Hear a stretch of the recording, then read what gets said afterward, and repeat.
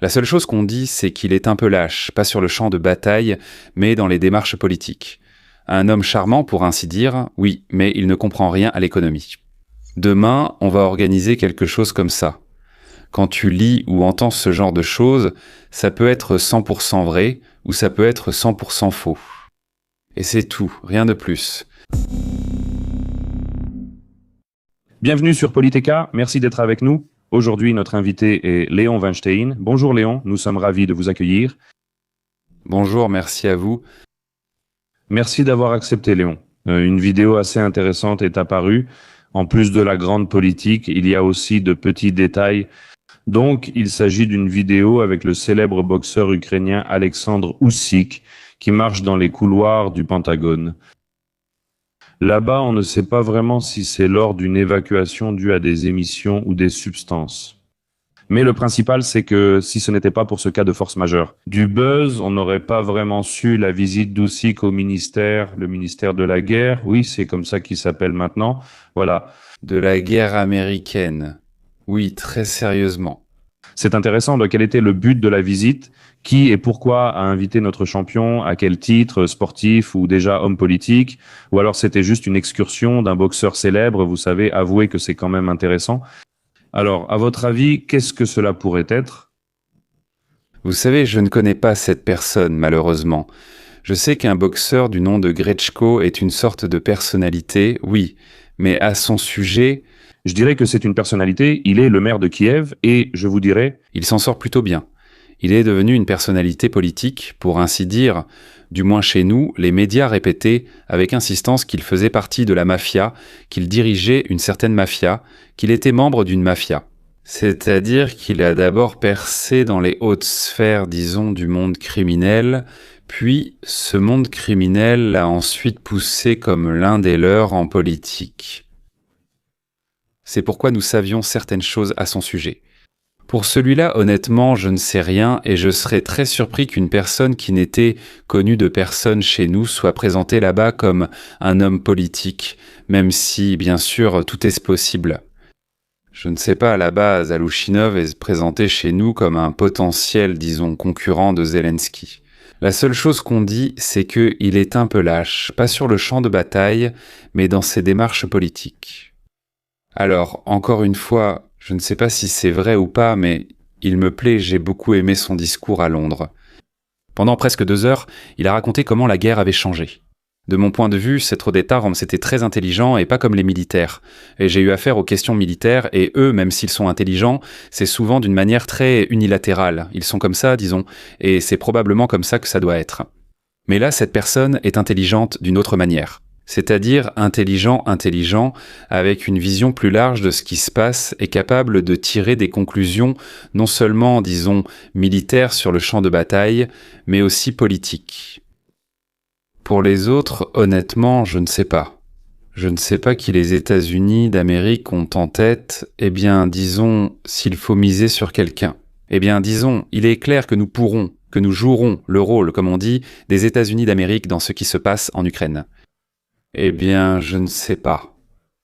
Je pense qu'il y a suffisamment d'autres occasions, d'autres visites, pour montrer le Pentagone ou autre chose, sans pour autant prendre cela vraiment très au sérieux. Oui, pourquoi je demande? C'est juste par curiosité. Comment Alexandre Usyk est-il perçu à Washington maintenant comme un grand sportif en visite, ou est-ce que cela commence déjà à changer?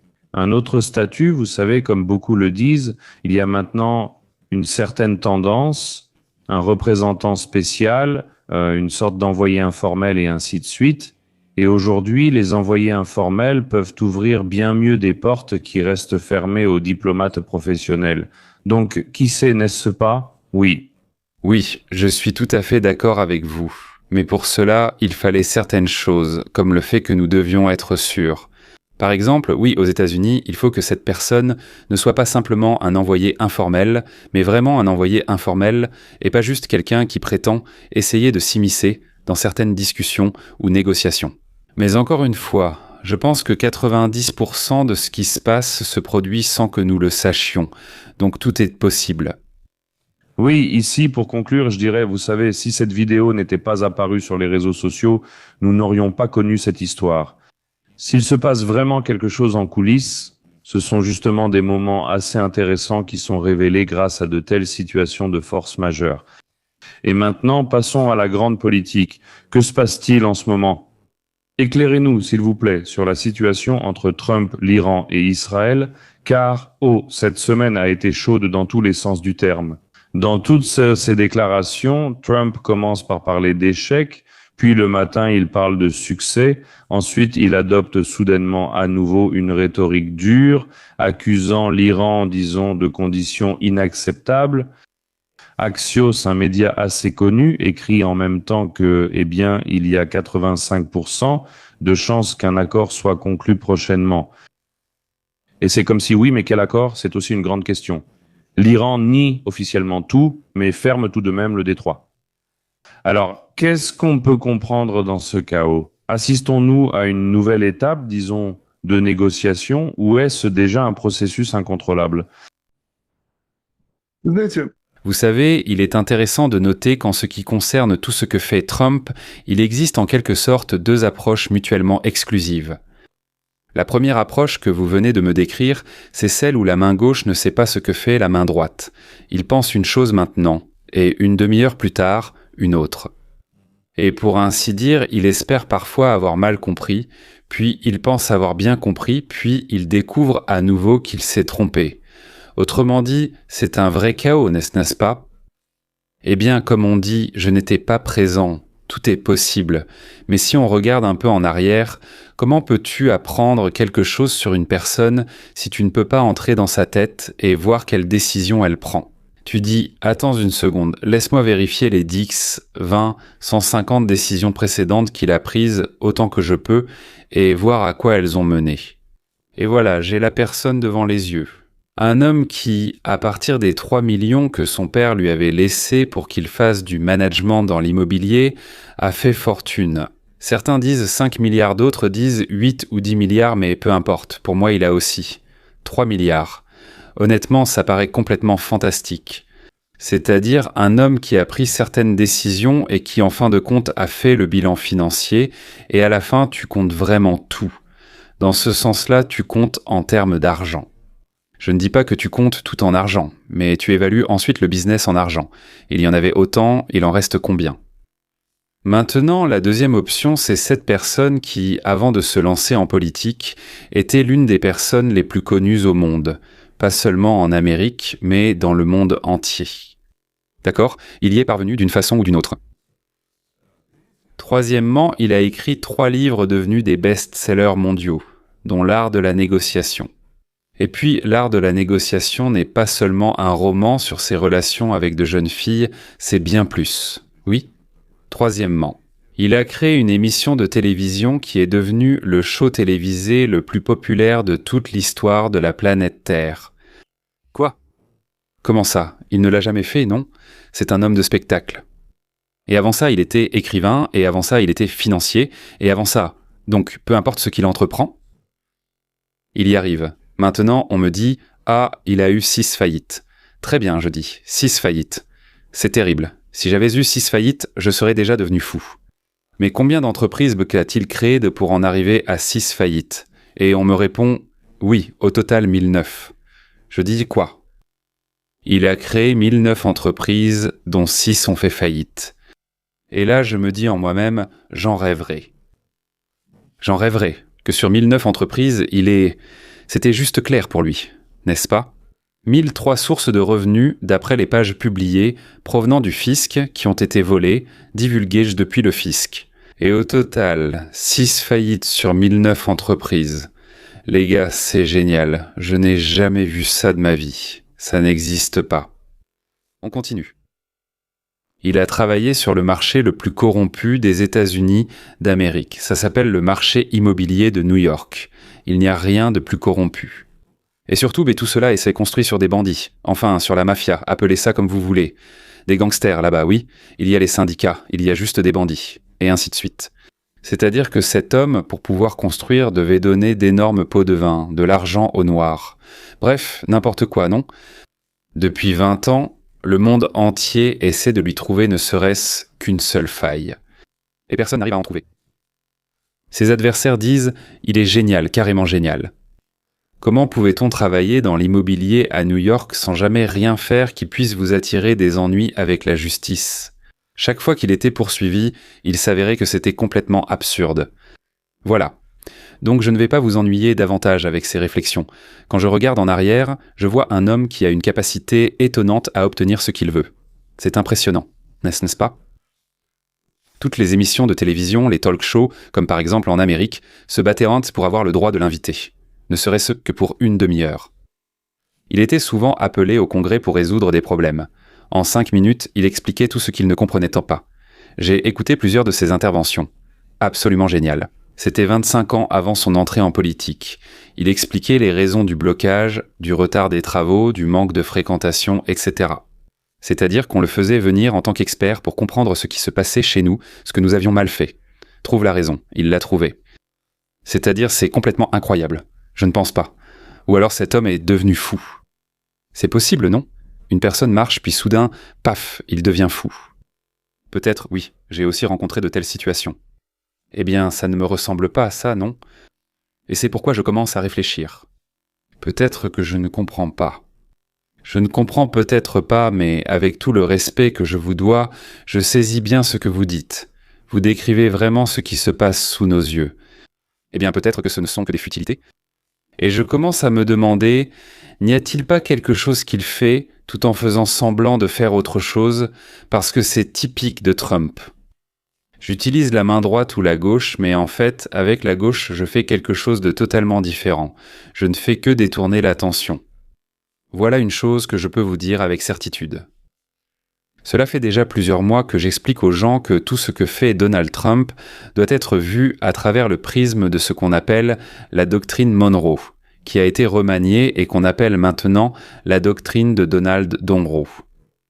Et il ne s'agit pas simplement que l'Amérique se retire du monde et cesse d'être le gendarme mondial. Non, non, non. C'est purement formel, cela concerne juste notre budget. Nous ne voulons pas dépenser autant. Alors, en quoi consiste cette doctrine ? Il s'agit d'organiser dans différentes parties du monde des gendarmes régionaux qui feraient un an ce que l'Amérique a fait ces 20, 30, 50 dernières années, c'est-à-dire intervenir partout pour éteindre les guerres, les conflits. La seule possibilité d'intervention américaine a stoppé de nombreuses bourses-guerres. Je peux le prouver par les actions de Donald Trump dès son 2e mandat. Il a stoppé 7 grands conflits simplement parce qu'il s'en est mêlé, dont entre l'Arménie et l'Azerbaïdjan, et entre l'Inde et le Pakistan. Là-bas, y compris la Thaïlande et l'un des pays comme le Cambodge. C'est-à-dire que le fait qu'il y ait une Amérique saine avec une masse puissante arrête tout ça. Nous n'en voulons plus. Eh bien, au moins, Donald Trump n'envoie pas de troupes là-bas. Les précédents ne savaient pas faire cela, donc ils envoyaient des troupes.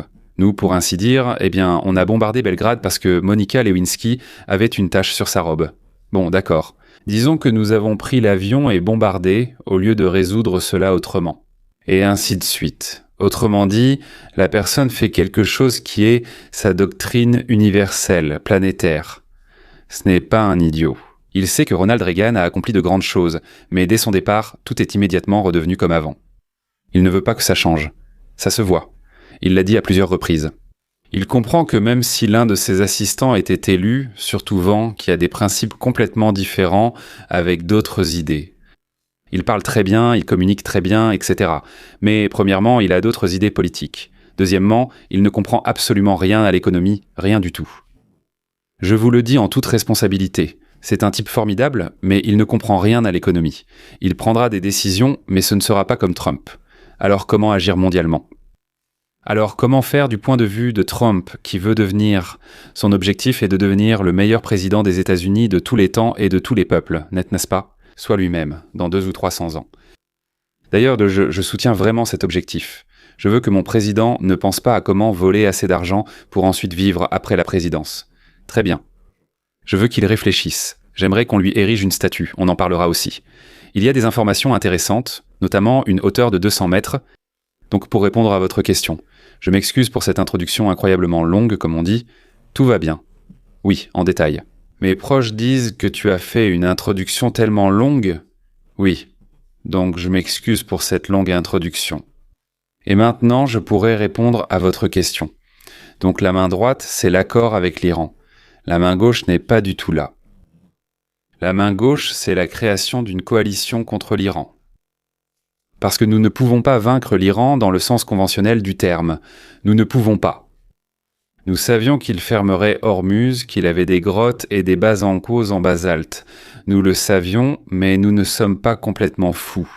Si nous sommes fous, il y a Israël, où, à mon avis, il y a plus d'agents du Mossad là-bas que d'officiers du corps eux-mêmes. Oui, on connaissait ces grottes, des espaces creusés dans la roche à 300 ou 500 mètres dans les falaises de basalte. Comment les percer? Impossible. On peut percer 100 ou 150 sorties. Même si tu en fermes 2, il en reste 148. Les ascenseurs sortent dans les montagnes, tirent, se referment, ils descendent jusqu'à l'arrêt inférieur. 4 minutes plus tard, notre réponse arrive. Où ça? Il n'y a déjà plus rien là-bas. Là-bas, il y a une sorte de falaise. Elle s'est simplement écartée puis refermée, c'est tout. On savait déjà cela. Mais on n'est pas idiots. Pourtant, on y est allé. Oui, il y avait un espoir que le peuple iranien se soulève. Mais Trump lui-même, le 2e ou le 3e jour de l'offensive, a dit « Les gars, n'intervenez pas. N'intervenez pas. Vous serez tous détruits. Je vous donnerai un signal quand vous pourrez intervenir. D'accord ?» Donc, on comprenait aussi que là-bas, ils en avaient fusillé 30 ou 40 000 avant notre invasion. Ils en exécuteront donc 130 000 de plus. Ils installaient en des mitrailleuses et tiraient sur les gens, ce que même la police secrète sous Nicolas II ne faisait pas, n'est-ce pas? Autrement dit, ils tiraient simplement sur la foule, pour ainsi dire, ils l'abattèrent à bout portant.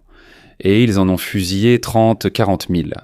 Ceux qu'ils capturaient étaient pendus en plein centre-ville, aux grues de construction, et restèrent ainsi tant que la guerre continuait là-bas. Une fois terminé, ils retirèrent le corps et en pendèrent un autre. Donc tout le monde comprenait qu'ils allaient en tenir jusqu'au bout, parce que s'ils se rendaient, les leurs allaient tous les déchirer. Donc ils allaient en tenir. Et ils avaient assez d'eau, de quoi boire, d'électricité et tout ce qu'il fallait pour tenir.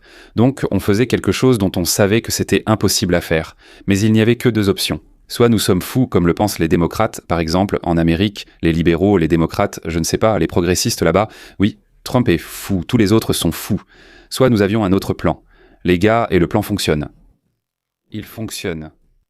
Alors, à cause de quoi, en fait, pour ainsi dire, le Hamas a-t-il envahi Israël ? Le Hamas a envahi Israël pour une seule raison. Parce qu'Israël et l'Arabie Saoudite devaient annoncer dans 2 ou 3 mois la signature des accords d'Abraham. À ce sujet, donc, avec l'argent de l'Iran, sous la direction de l'Iran, selon le plan de l'Iran et ainsi de suite, tous ces événements ont eu lieu, ce qui a stoppé, retardé, et cela a parfaitement fonctionné. Israël a été obligé de tirer sur Gaza. L'indignation mondiale. La rue en Arabie Saoudite s'est indignée. On ne peut pas négocier avec ces juifs, et ainsi de suite. Et voilà, combien d'années se sont écoulées? 3 ans se sont écoulés. Et nous ne faisons que revenir en arrière. Voilà, il y a eu 2 appels téléphoniques. Tous les dirigeants de des États, j'allais dire, des pays qui se trouvent dans le Golfe Persique, se sont réunis. 2 fois, ils ont appelé Donald Trump en disant « S'il vous plaît, ne faites pas ce que vous avez dit, ne tirez pas. Demain, nous commençons les bombardements, etc. » Qui ose dire que demain on commence les bombardements? Ce n'est pas Donald Trump, non? Au moins, il ne l'a pas annoncé. Il commence à négocier puis frappe en plein milieu. Quand il veut frapper, il le fait ainsi. S'il dit « demain on commence », cela veut dire qu'il veut obtenir quelque chose de quelqu'un. Les 2 fois, il a reçu des appels de tous les pays arabes. C'est-à-dire, pour ainsi dire, le Golfe, donc le vrai Golfe, plus le Pakistan là-bas, plus la Turquie, plus... Ils se réunissaient tous, discutaient, puis appelaient ensemble Donald Trump. Et ils lui demandaient de ne pas frapper. Vous croyez que Donald Trump acceptait simplement? Donald Trump a écrit un livre sur l'art de négocier. Si vous lisez attentivement le livre, vous découvrirez que, cela s'appelle, comment dire en russe, disons, un chèque impayé. Vous voulez ça de moi, non? Très bien. Soit je vous dis ce que je veux, soit vous comprenez que vous me devez quelque chose, non? Donc encore une fois sous cette forme ou sous une autre. 2 semaines passant encore. Trump dit à nouveau « Demain, on va organiser quelque chose comme ça ». Eh bien, quand il dit ça, ça veut dire qu'il ne va rien organiser. Ça veut dire qu'il veut encore une fois que quelqu'un l'appelle. Et tous ces Gallois-là l'appellent. À nouveau, ils se réunissent encore une fois. Et ils disent « S'il te plaît, ne fais pas ça, sinon les Iraniens vont attaquer nos raffineries. » Il répond « D'accord, mais j'ai une proposition. Laquelle? Il la publie le lendemain matin. Le lendemain matin, il écrit « Nous menons des négociations avec tous les États du Golfe Persique pour qu'ils rejoignent les accords d'Abraham. Merci. » Mais maintenant, concernant ce schéma, nous avons des informations de Reuters et il s'avère que les pays arabes souhaitent communiquer non seulement avec les États-Unis d'Amérique, mais aussi avec Trump ou plutôt avec l'Iran. Si l'on en croit la publication de Reuters, les Émirats arabes unis sont prêts à débloquer pour l'Iran des milliards de dollars dans le contexte des négociations sur la fin de la guerre, rapporte Reuters. Selon les sources de l'agence, il s'agit d'au moins 10 milliards de dollars, dont plus de 3 milliards ont déjà été transférés à Téhéran. Le montant total des fonds pourrait atteindre 20 milliards de dollars. En échange, l'Iran doit cesser les attaques contre les Émirats arabes, reprendre la coopération économique et de renseignement avec Abu Dhabi. Et on a l'impression que si cela se passe vraiment ainsi, alors les Émirats arabes, disons-le, agissent de manière pragmatique comme des hommes d'affaires. Les Américains, eux, agiraient par ambition. Donc, il s'agit de l'émirat en question. Dans quelle mesure cette initiative d'Abu Dhabi est-elle coordonnée avec Washington? Vous détruisez Natasha Moxon. En général, il peut y avoir une telle stratégie qui fonctionne, la stratégie du grand accord. D'où, c'est intéressant, Reuters a-t-il obtenu l'information parce que j'ai aussi lu leur message. Je n'ai pas trouvé une seule fois d'où ils tenaient cela, que c'était Simon à la Maison-Blanche. Et cela fait partie de la base de l'accord pour la Maison-Blanche. Peut-être bien que oui. C'est juste que je n'ai trouvé aucune fois de message sur les sous-titres d'où ils tenaient ça. Et je pense que quelqu'un comme moi leur a permis par téléphone et a dit « Les gars, faisons comme ça. Je serai votre source anonyme et maintenant je vais vous mentir comme je veux et vous publierez ça. D'accord? Allons-y. » Ils l'ont dit à Reuters et ils l'ont publié. Peut-être que c'est vrai, peut-être. Mais c'est vrai à 50% parce que les autres 50% sont encore des mensonges. Je ne sais pas, peut-être que c'est vrai ou peut-être que c'est faux. C'est pourquoi tout cela est fait, les sous-titres, pour que nous discutions avec vous de Reuters, Simon rien du tout. Et pour que beaucoup de gens aillent sur leur site web et lisent, c'est-à-dire qu'ils gagnent de l'argent, Reuters gagnerait de l'argent parce que nous lisons. Et à côté, il y a les sous-titres.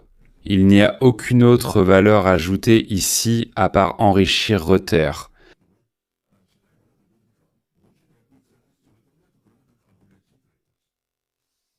Et cette version est aussi possible. D'accord, je vais alors revenir à votre première ou version initiale. Je veux dire que quand tu lis ou entends ça, ça peut être 100% vrai ou ça peut être 100% faux. Et c'est tout. Point final, rien de plus. Ça n'apporte rien. Alors, essayons... Je dis que Donald Trump avait promis 25 milliards, mais il existe maintenant une autre version de cette promesse. Peut-être l'a-t-il vraiment fait, peut-être pas. C'est pourquoi je ne croirai aucun de ces messages tant qu'on ne nous aura pas dit clairement, et même là, il faut encore vérifier que ce n'est pas une IA. Que ce soit le ministre des Affaires étrangères des États-Unis ou le ministre des Finances des États-Unis qui s'exprime à tel ou tel endroit et qu'il ait dit ceci. Voici son enregistrement, d'accord? Et une vérification.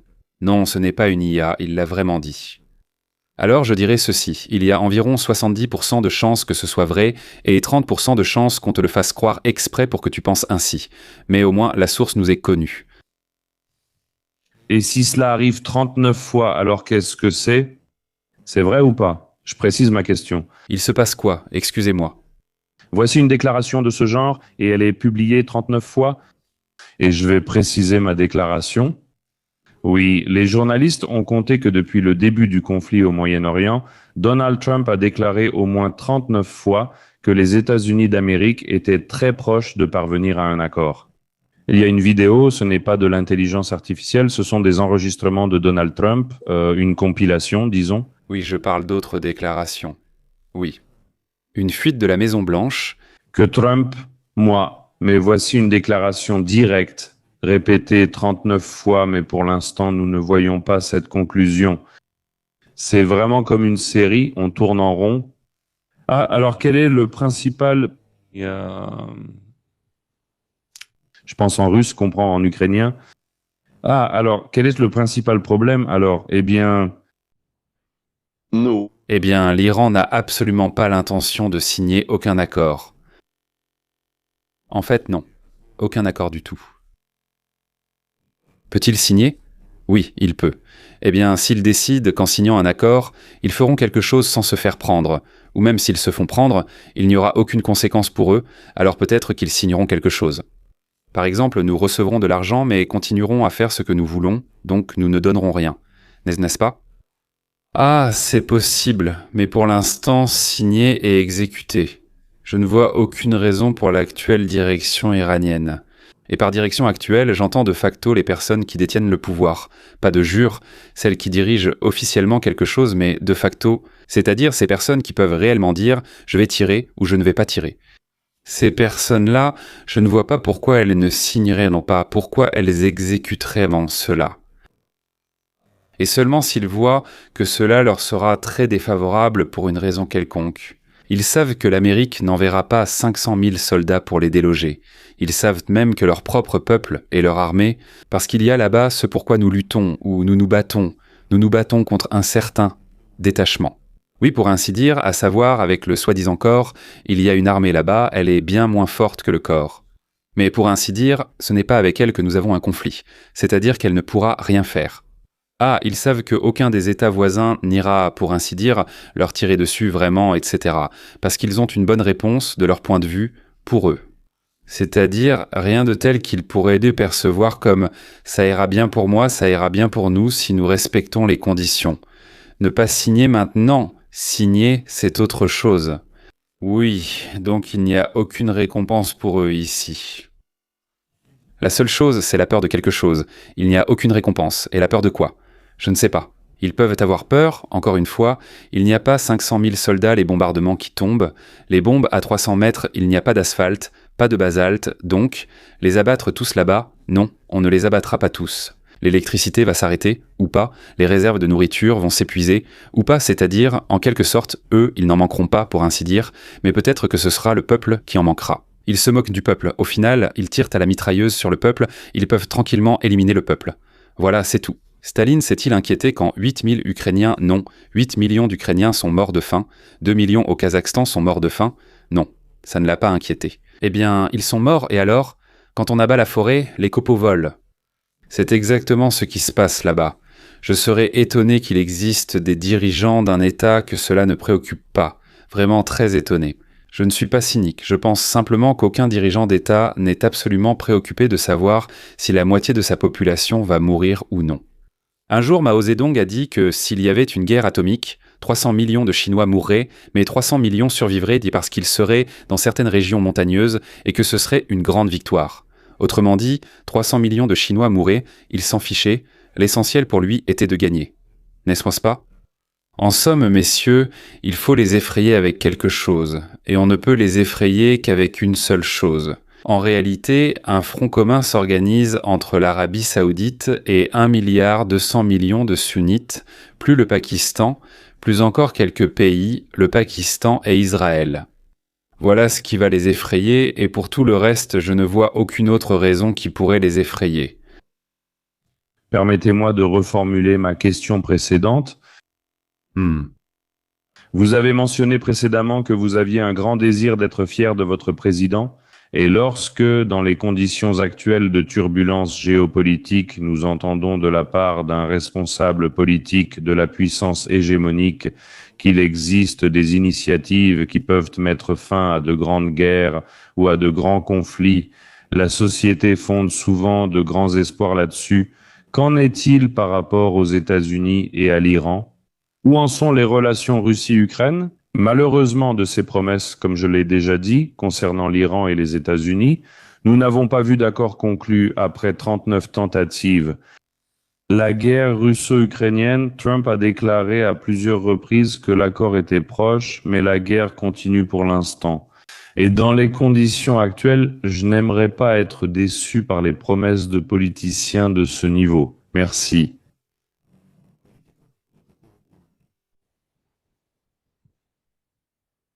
Je ne vous comprends pas bien. Je vais expliquer ce que je ne comprends pas. L'accord est proche, bien sûr, il est proche. Ah, si tous les Russes quittent contre l'Ukraine, alors ils signeront immédiatement un accord. Si l'Ukraine donne la moitié de l'Ukraine à la Russie, ils signeront immédiatement un accord. Seulement, ni l'un ni l'autre pays ne veut, comme on dit, faire un pas l'un vers l'autre. Ah, avec l'Iran, un accord est en vue. Si, par exemple, nous acceptons toutes les conditions de l'Iran, ou toutes celles qu'il souhaite, ou bien si l'Iran accepte toutes nos conditions, nous signerons. Oui, les négociations sont en cours. En même temps, il y a des tirs, et à un certain moment, ces négociations mèneront à quelque chose. Ou bien l'Ukraine décidera que 20 à 25 000 jeunes gens sont morts. C'est un prix bien trop élevé pour un hectare, et je comprends que ce n'est pas qu'un hectare, mais une grande partie du pays. C'est très vexant, frustrant, etc. de devoir céder cela. Mais peut-être qu'à un certain moment, l'Ukraine pourrait décider que 20 à 25 000 jeunes vies par mois, oui, c'est-à-dire 300 000 jeunes vies par an, c'est trop pour préserver la fierté nationale. Ou bien la Russie décidera que ce que l'Occident lui propose, ou pas l'Occident, mais quelqu'un d'autre, est bien plus important que, disons, de nouvelles conquêtes. Et accepter de rester, de s'arrêter sur une ligne, comme en Corée du Sud et en Corée du Nord, c'est tout à fait possible. En maintenant les deux parties convaincues qu'elles peuvent généralement dialoguer et dialoguent. Au moins, la voie vers une solution possible reste ouverte, c'est-à-dire, une des parties doit décider pour elle-même que quelque chose est plus important pour elle que, disons, ce qu'elle affirme être le plus important pour elle.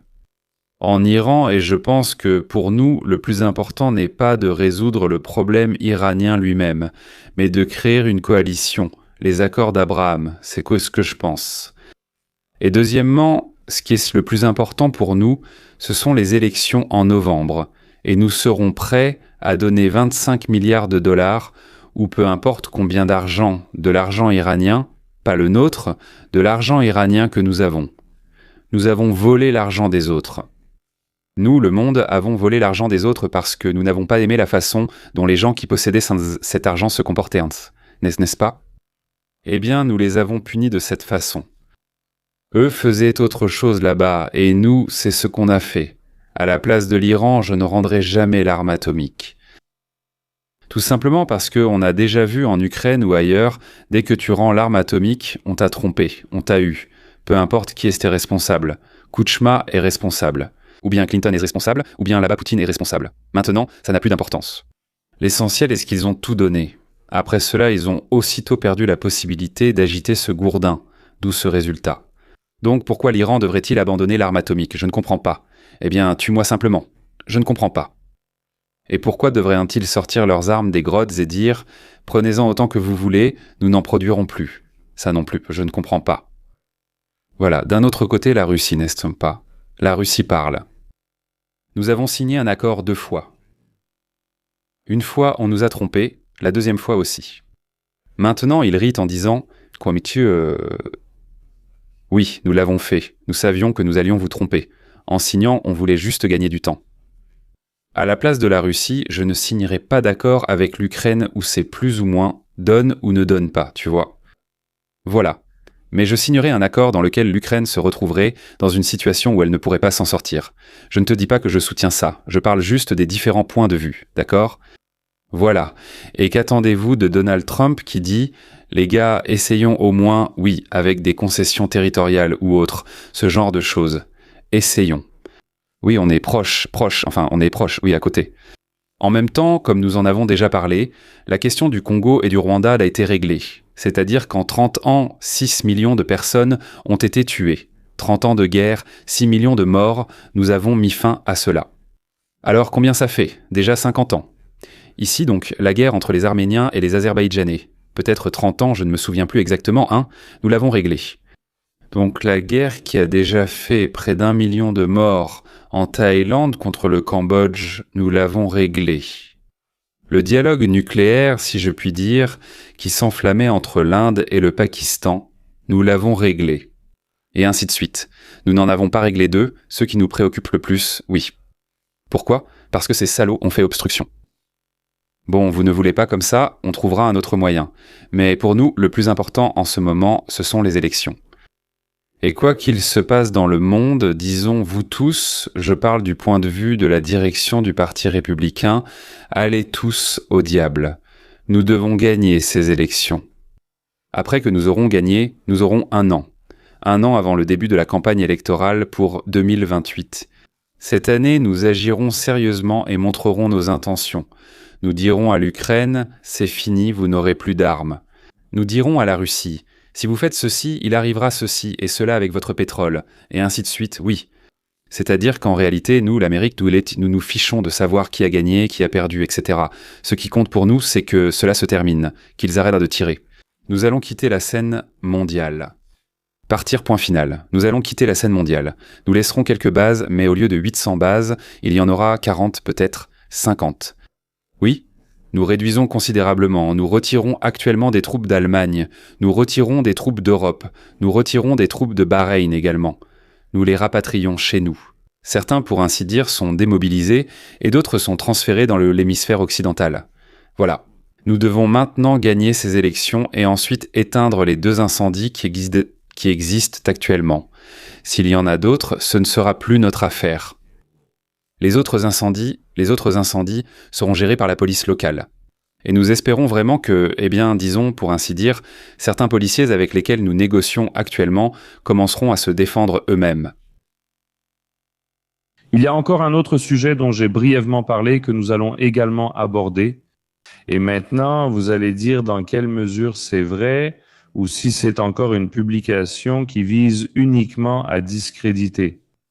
L'enquête de Reuters selon laquelle la famille Trump aurait gagné 2 milliards de dollars sur les marchés des crypto-monnaies. World Liberty Financials, dans le token Trump, cela a provoqué un énorme retentissement. Les sceptiques parlent d'un schéma qui s'apparente presque à un siphonnage d'argent, tandis que les partisans parlent d'un marketing génial. Selon vous, la famille du président en exercice a-t-elle le droit de monétiser son nom dans un domaine aussi risqué, alors que les investisseurs enregistrent des pertes? Et selon vous, où se situe la limite entre le capitalisme américain légal et l'usage des moyens de l'État à des fins personnelles? Rédacteur. Tout d'abord, pour l'instant, comme on dit, on ne nous a pas présenté de faits, de quelque nature que ce soit, donc je ne peux pas évaluer cette situation concrète. Et je sais avec certitude que c'est une très mauvaise idée, comme vous dites, de capitaliser sur le nom du président en étant son fils, son oncle, son ami, sa mère ou quelqu'un d'autre. C'est une très mauvaise idée et c'est dans notre loi. Malheureusement, cela n'est jamais appliqué, ou presque jamais appliqué, mais c'est bien inscrit dans la loi. Le frère de Clinton gagnait énormément d'argent, la fille de Clinton et Hillary gagnaient, disons, énormément d'argent, elle attirait aussi, disons, et ainsi de suite. Hillary, alors ministre des Affaires étrangères, récoltait des milliards pour sa fondation, puis agissait envers ces pays ou entreprises qui vendaient là-bas. Là-bas de l'atome, de ceci, du nucléaire, comment ça s'appelle, de l'uranium canadien, à la Russie, là-bas par exemple, un exemple connu, bien connu. C'est-à-dire, je suis contre cela, totalement contre cela. C'est-à-dire, pour l'instant, je ne comprends pas quel est le sens de tout ce qu'on raconte sur la famille de Trump, je ne comprends tout simplement pas. J'ai lu des articles et tenté de faire le tri, mais je n'ai toujours pas compris. Il se peut qu'il y ait quelque chose de vraiment horrible là-bas, non? Mais je ne comprends pas pour l'instant. Donc dès que nous aurons compris cela, nous pourrons en discuter, je le ferai avec plaisir, et je condamnerai s'il y a vraiment des problèmes. Maintenant, je veux juste rappeler qu'il y a environ 3 ou 4 ans, nous étions tous, la population de la planète, convaincus que Poutine et Trump étaient les meilleurs amis. Et que Trump, en fait, qui était-il déjà, Krasnov, Petrov, Krasnov, il me semble, oui, l'agent Krasnov qui agit pour... Et il y avait 1000 preuves. Je veux dire qu'un jour, quelqu'un est venu me voir, j'avais une entreprise, je représentais des artistes du monde entier ici, sur le territoire américain. Nous faisions toutes sortes de projets là-bas, des expositions, des projets et d'autres choses. Un jour, un artiste de Moscou est venu me voir, et la première chose qu'il m'a dite, c'est que les Américains n'étaient jamais allés sur la Lune. Je lui ai dit, comment ça, ils ne sont jamais allés sur la Lune? Il y a des preuves pourtant. Mais nous avons regardé ce film américain et nous y avons trouvé 16 éléments qui, selon nous, ne pouvaient pas exister. L'ombre n'était pas dans la bonne direction, l'étoile n'était pas à sa place, et ainsi de suite. Donc en résumé, cela signifie que les Américains mentent et ne sont jamais allés sur la Lune. Encore une fois, je ne peux pas dire avec certitude si les Américains sont allés sur la Lune ou non, mais les seules personnes qui contestaient le fait que les Américains n'y étaient pas allés, c'était Liubertsy, comment ça s'appelle, le quartier d'où ils venaient. Là-bas, il y avait un vrai pote avec des bandits, qui affirmaient que les Américains n'étaient jamais allés sur la Lune. C'est à peu près pareil. Ils y trouvent 26 raisons pour expliquer pourquoi. Mais dès qu'on creuse, tout cela devient absurde. Je peux encore donner des exemples où on disait que Trump allait gagner à coup sûr, non. Là-bas, 100% lié à la Russie. 100% buvait du champagne. Ce fameux Vladimir, comment il s'appelle, qui est déjà mort en Russie. Et quand Trump a été élu, il est allé au Kremlin pour boire du champagne à cette occasion, parce qu'ils avaient choisi notre homme, et ainsi de suite. C'est-à-dire, encore une fois, sur 100 personnes, ils disent bon que c'est vrai. Et moi je dis, bon, donnez au moins une preuve, et alors on en discutera. Les amis, si vous avez des preuves, joignez-les sous cette vidéo dans la description. Restez avec nous et proposez d'autres sujets. Puisque, comme vous le voyez, Léon, comme toujours, soumet tout cela à la critique et au doute, et c'est nécessaire de le faire. Léon Machten était l'invité de cette émission. Léon, merci beaucoup pour cette conversation. À bientôt dans notre projet Polytech et à la prochaine. Bonne santé à vous.